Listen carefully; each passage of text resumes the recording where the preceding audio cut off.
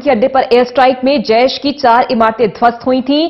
सूत्रों के हवाले से खबर है, खुफिया एजेंसियों के पास रडार साक्ष्य मौजूद है। मिराज फाइटर जेट्स ने 5 लेजर गाइडेड बमों से बालाकोट में आतंकी संगठन जैश की इमारत को निशाना बनाया था। रडार इमेज से जैश मदरसे में 4 इमारतों के ध्वस्त होने की पुष्टि हुई है। प्रदीप कुमार हमारे सहयोगी जुड़ गए हैं। प्रदीप, इस समय का बड़ा खुलासा यह है कि जैश की 4 इमारतें हमने ध्वस्त की थी।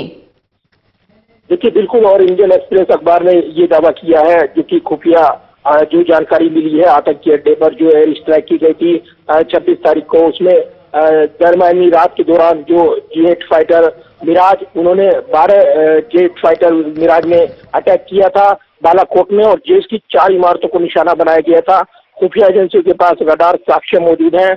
मिराज फाइटर जेट से 5 लेजर गाइडेड बमों से बालाकोट में आतंकी संगठन जैश की इमारत को निशाना बनाया गया था। इस रिपोर्ट में कहा गया है कि आधिकारिक सूत्रों ने यह पुष्टि की है कि आतंकवादी हताहतों का ये आकलन अनुमानों पर आधारित है, यानी निशाना बनाई गई ये इमारत जो जैश के संचालित मदरसे के परिसर में थी और पूर्व की और कुछ 100 मीटर की दूरी पर पहाड़ी पर ये रिज लाइन पर मौजूद थी।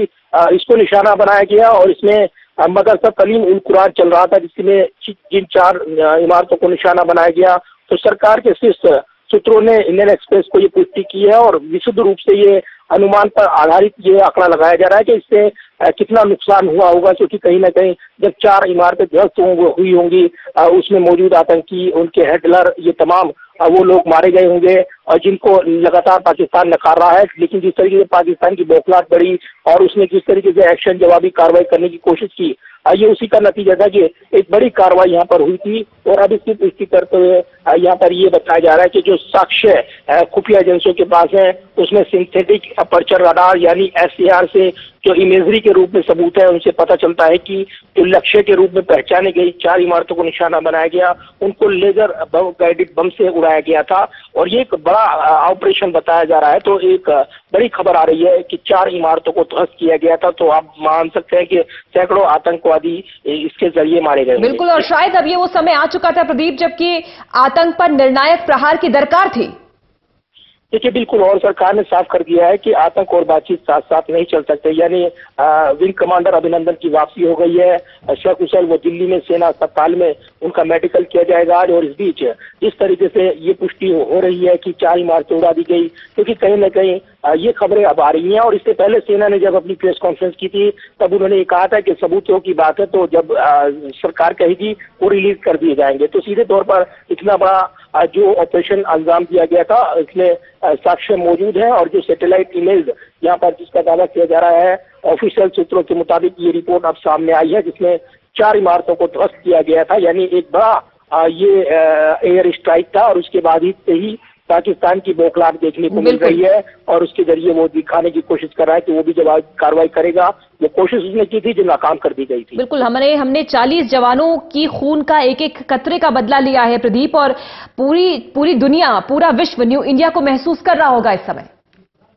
देखिए, बिल्कुल, और जिस तरीके से आतंकवाद को जवाब दिया गया, कूटनीति की जीत हुई है ये कहा जा रहा है, क्योंकि कहीं ना कहीं जिस तरीके से पाकिस्तान ये दिखाने की कोशिश कर रहा था कि वो जवाबी वार करेगा, उसको नाकाम किया गया, उसके फाइटर प्लेन को मार गिराया गया। उसके बाद से तनाव बढ़ा हुआ था और इस बीच जब विंग कमांडर अभिनंदन उसके कब्जे में आए, वो मोल भाव करने की बात ऐसी दिखती थी, लेकिन ये नकार दिया गया था। कोई डील नहीं होगी, कोई सौदेबाजी नहीं होगी, बिना शर्त लौटाना होगा विंग कमांडर को, नहीं तो तैयार रहिए अगली कार्रवाई के लिए। स्पष्ट मैसेज, चेतावनी थी। और उसके बाद कूटनीतिक दबाव बढ़ा तो पाकिस्तान को बैकफुट पर आते हुए विंग कमांडर की वापसी सुनिश्चित करनी पड़ी। लिहाजा आप देख सकते हैं कि ये तमाम जो कोशिशें हैं, और इस बीच सरकार एक बार फिर अपना रुख साफ कर रही है कि आतंक बातचीत साथ नहीं चलेंगे, यानी आतंकी अड्डों के खिलाफ सेना की आगे की कार्रवाई भी विकल्प खुले हैं।